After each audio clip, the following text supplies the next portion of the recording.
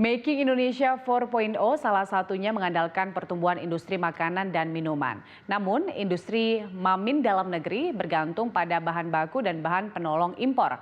Seberapa besar ketergantungan industri mamin pada bahan impor? Serta bagaimana daya saing industri makanan dan minuman Indonesia di tengah ketidakstabilan ekonomi akibat virus corona? Industri makanan dan minuman menjadi salah satu industri yang menjanjikan. Sepanjang manusia hidup, makanan dan minuman menjadi industri yang tidak akan pernah mati.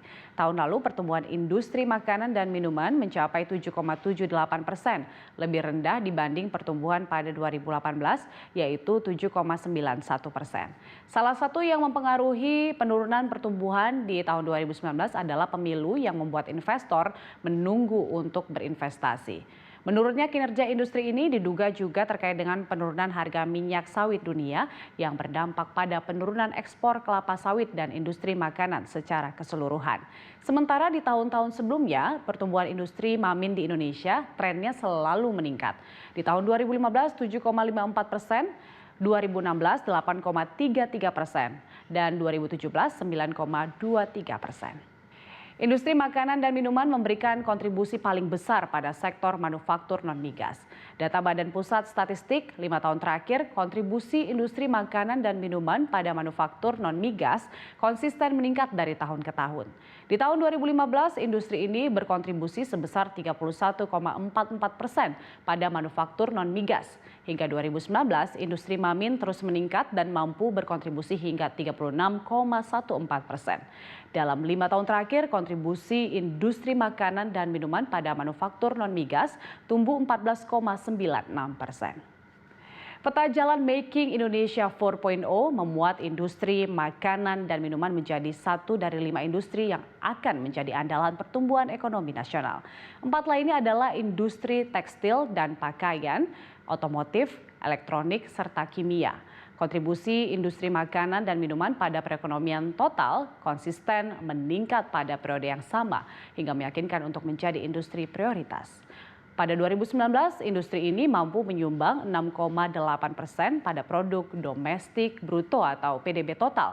Kontribusi ini terbesar ketiga setelah subsektor perdagangan besar dan eceran, bukan mobil dan sepeda motor, dan subsektor pertanian, peternakan, perburuan, dan jasa pertanian. Di 2020 ini Kementerian Perindustrian menargetkan pertumbuhan industri makanan dan minuman melampaui 9%. Salah satu pemicunya adalah kenaikan produksi sejumlah subsektor. Ketua Umum GAPMI, Gabungan Pengusaha Makanan dan Minuman Indonesia, Adi Lukman juga optimis sektor ini akan tumbuh 9% di tahun ini. Namun proyeksi ini sebelum virus corona mengguncang dunia. Februari 2020, GAPMI mendapatkan laporan sejumlah industri mamin tutup karena kendala bahan baku. Pasar sempat panik karena mencemaskan dampak corona pada kegiatan ekonomi. Apalagi bahan baku industri mamin Indonesia masih banyak bergantung dengan Tiongkok. GAPMI berharap kondisi ini tidak berlangsung lama, lantaran dapat menghambat kinerja industri mamin. Saat ini industri masih memiliki bahan baku untuk 1 hingga 2 bulan karena mengantisipasi melonjaknya permintaan di Hari Raya Idul Fitri. Sebagai penyedia produk yang dibutuhkan semua orang, tak mengherankan jumlah industri besar dan sedang di sektor makanan dan minuman paling tinggi di antara industri lainnya. BPS mencatat industri besar dan sedang untuk makanan dan minuman berjumlah 8.158 unit pada tahun 2017. Ini artinya seperempat dari total industri besar dan sedang di Indonesia dikuasai sektor makanan minuman.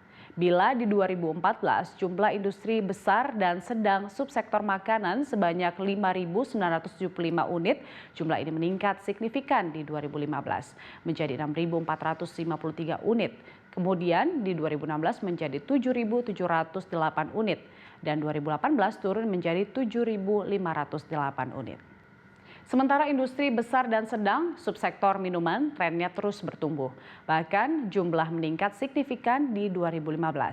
Jika di 2014 industri besar dan sedang minuman berjumlah 374 unit, di 2015 bertambah menjadi 422 unit. Dan 2016 jumlahnya menjadi 696 unit. Namun jumlah industri besar dan sedang minuman turun di 2017 menjadi 650 unit. Namun secara umum industri makanan dan minuman adalah industri yang penyerapan tenaga kerjanya besar. Tahun 2017, tenaga kerja pada industri besar dan sedang makanan dan minuman sebanyak 1,13 juta pekerja atau setara dengan 17,19% dari seluruh pekerja. Jumlah ini tertinggi dibandingkan dengan industri lainnya. Nah, untuk menciptakan industri makanan dan minuman yang kompetitif, keterkaitan antar sektor dari hulu ke hilir sangat penting. Bagaimana ketersediaan bahan baku dalam negeri? Sektor pertanian yang menjadi penyokong utama terus mengalami perlambatan pertumbuhan 2 tahun terakhir. Tahun 2019 pertumbuhan hanya 3,8%. Sedangkan 2018 3,95% dan tahun 2017 sebesar 4,01%. Laporan Kementerian Perindustrian tahun 2019 melambatnya pertumbuhan industri ini utamanya terjadi pada industri makanan. Ini disebabkan karena perlambatan pertumbuhan pada tanaman hortikultura, yaitu sayuran dan buah-buahan, dan tanaman pangan seperti padi, jagung, kedelai, kacang tanah, dan ubi. Produksi kedelai pada 2017 misalnya, menurut data Kementerian Pertanian di 2017, Indonesia hanya mampu memproduksi 538.728 ton kedelai. Di tahun 2016, 859.653 ton dan 2015 sebesar 963.183 ton. Tahun 2018 terjadi penurunan produksi buah, terutama jeruk, salak, dan anggur. Selain bahan baku, industri makanan dan minuman juga butuh bahan penolong seperti gula dan garam. Kemenperin mencatat tahun 2018 produksi gula dalam negeri sebesar 2,17 juta ton. Sementara kebutuhan gula nasional mencapai 6,6 juta ton. Adapun catatan Kementerian Koordinator Bidang Perekonomian tahun 2017, produksi garam dalam negeri hanya 1,1 juta ton. Sementara kebutuhan 3,9 juta ton. Solusinya kemudian adalah impor. Laporan BPS menunjukkan terjadi tren peningkatan impor bahan baku dan bahan penolong makanan dan minuman untuk industri selama 2014 hingga 2018. Pada 2014 tercatat 10,07 juta ton, 13,34 juta ton di 2016 dan melonjak menjadi 15,21 juta ton pada 2017. Impor bahan baku dan penolong industri Mamin sempat turun di 2018. Fakta Data kembali dengan